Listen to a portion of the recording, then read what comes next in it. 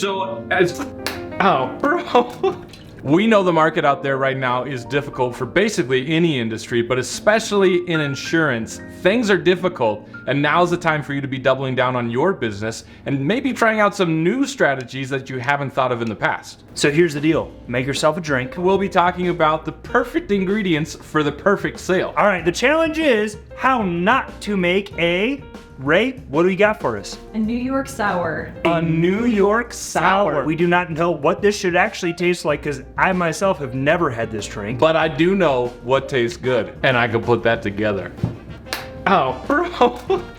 Now listen, we're also open to criticism. If you think we missed anything, please comment below and we're happy to hear it. Please make it constructive. We don't want to hear mean things. The first step in the sales process, which really is reaching out to that individual and figuring out who is this person that I'm reaching out to? What am I reaching out for as well? So we need to make sure that we're gaining attention and not just an automated message that comes back to you, whether it's text, email, call, whatever it be. So you've got to reach out with something that's going to actually grab their attention from the very beginning. What's different about what you're providing to them than what the person in your same city down the road from you might be offering as well? And really, the big difference is you.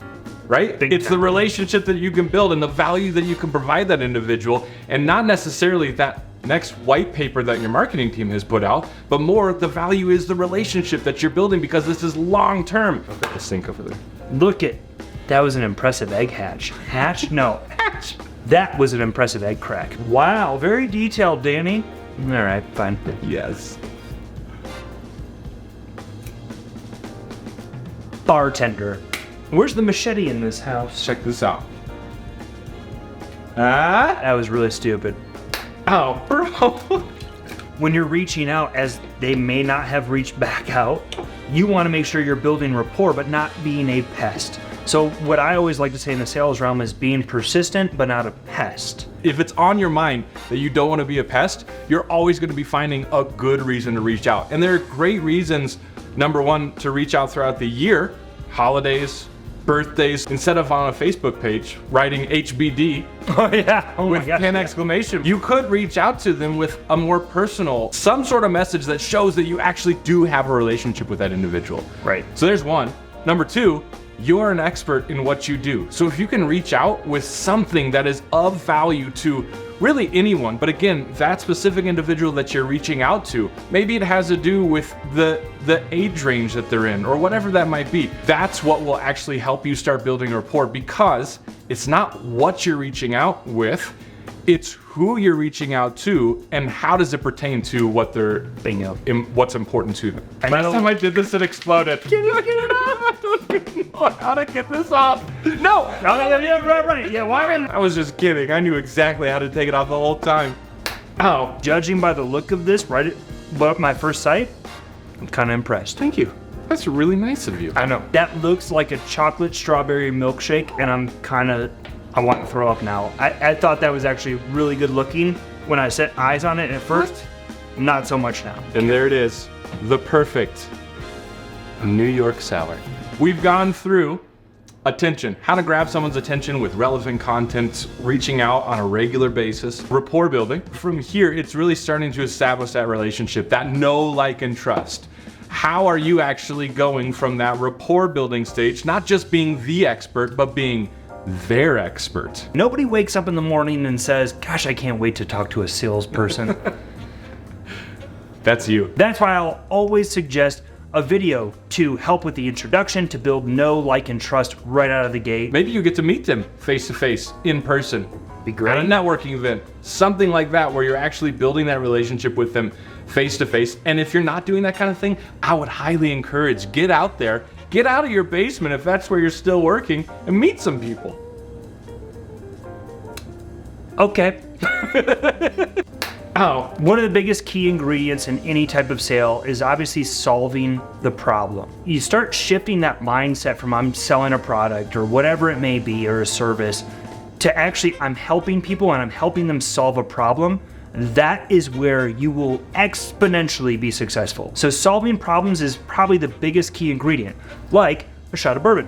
very nice. And as you're doing your Justin shot of bourbon, let me just add kind of hey, that's the entire bottle, man. I'm the bartender. Okay, hey, great job. What every good salesperson is naturally curious.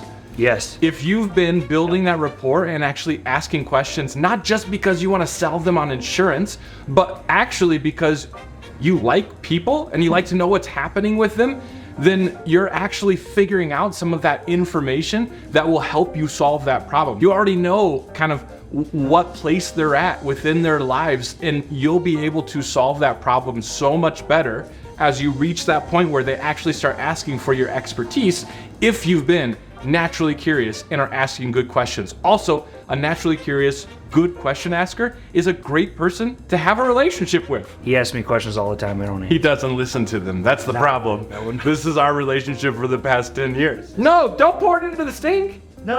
It could, but let's get a funnel or something.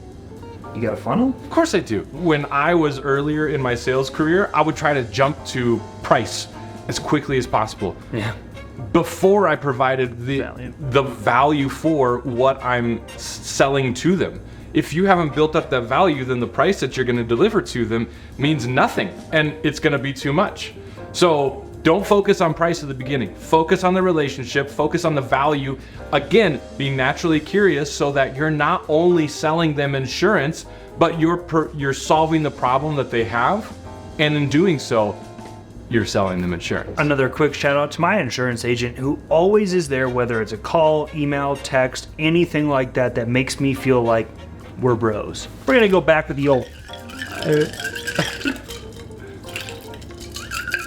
Sounds about right. The year was 2012, where I had to attend 9 weddings within 9 weeks. Never do I want to drink wine again. I want to get a good drink, sit down on the other side of that bar and see this guy doing what he just did. I don't feel like you're solving my problems right now. If you were sitting at that bar and I had this towel hanging over myself, That just changed everything, actually. Yeah. That added just a little bit more. Actually, What can I get you? all my problems right now? I'm pretty sure Danny's been to prison, and this would be the number one shiv you use. I've been to jail, not prison. There's a big difference. Oh, bro. Did you put the whole thing in? I did, and I wish. Yes! I'm not done yet. At this point, really, it's a matter of what we like to call the growth loop. Yes. You have established that relationship with them. You are now their insurance agent. And again, great job, because there's a whole lot of you out there ready to build that relationship, solve people's problems, and provide insurance to them. Does not look bad. Always leave them wanting more. Yeah, And- great idea. That's exactly what I wanted with this cocktail. If the drink we made you and showed you how to make is awful, all we're hoping for is that you appreciate maybe the sales advice. And vice versa. You may know a thing or two about sales, but Justin, I don't feel like you know a whole lot about building a cocktail. Hey! Why would you high-five me on that? Oh, and now is the time for you to continue to maintain that relationship. Have them wanting to come back to your bar all the time. That's Right? well said. Yeah, you want to go to a place where everybody knows your name. How do you build that growth loop in there? Because as an insurance agent, you've got a lot of products that you can provide as well. As an insurance agent, referrals are a key ingredient to all of what you do. Let's be real, your book of business is going to thrive on referrals. Ray, welcome. we have 2 Manhattan Sours built perfectly to your desires. I'm sorry, I have to stir mine as Danny stirred his. You're splattering. Thank you, Ray. I didn't want to say it. Way to be tidy. Do you have a towel or something? Oh yeah. She's also the only one in this house who has tried a New York sour. Very true story here. So you know what it's supposed to taste like and what something good might taste like as well. And also what it's supposed to look like. So Oh shoot! Oh, you're supposed to float That's the what wine that on looks top. like? The wine's supposed to go on top. It's not supposed to look like Barbie had a drink at a bar. Yeah, that looks like curdled milk. I'm actually very concerned. Should we try this No, it's again? gonna be great. Is that what it looked like when you had this? yes. Well, Wait. Yeah, maybe you should have let us know. Oh, that's This was perfect. way more fun. So clearly ours does not look anything like what a New York sour is supposed to look like. I just love that you have the garnish. It's true. And because of that, intentional personalized touch, I'm going to give presentation. 1 extra point. This, yes. That's fine. rapport building, if That's you fine. will. I bet mine is delicious and cold. Justin's might not be, since he forgot the ice. You know, it does not taste like a New York sour. But It's good. Okay, that started off terrible and Yeah. got like a mediocre yes on that. So, welcome to the big leagues. big leagues. Oh, there is a garnish in there. Oh, wow, that's nice. Oh, okay. Threw it right in. I like to call that the lemon zest. Looks like there's a Cheeto floating in the top of your drink there. Fair. Did your bartender do that? Whoops. Winner. Yes! In your face! That's fine. That's fine. You did have some really great sales best practices, I appreciate that, Rick. especially around relationship-based sales. In talking about the perfect ingredients for the perfect sale and the perfect ingredients for my winning New York sour. Thank I'm you proud very of you. much. Listen, I appreciate that. I'm not a sore loser. That was a good battle. Let's wrap it up here. We had 4 ingredients for the perfect sale. Number 1, attention. Grab their attention, reach out with value, something that is relevant to them. Number 2, rapport. Rapport is so important that you're not just reaching out with content, but you're reaching out with content that's relevant to them specifically. That's how you start to build that rapport. Yep. Number 3, similar, know, like, and trust. Know, like, and trust is as after you've built that rapport, they're starting to actually build that relationship. You're starting to build that relationship with them. And this is where it goes from not just providing industry expertise to them, but actually starting to what? The number 4th one is solve their problems. While I show you how a real New York sour works, specifically to industry, the biggest thing that you can do to grow your business despite what's going on in the market, because it's rough for everybody who's working in personal, commercial, health, and life, right? So what you need to focus on are these 4 best practices to be more focused in relationship-based sales. If you're still selling based on premium, you're gonna lose a lot of opportunities because number 1, when you're selling based on premium, there's an 85% chance that your customers are underinsured. Throwing some percentages in there. Way to go. Look at you. Data.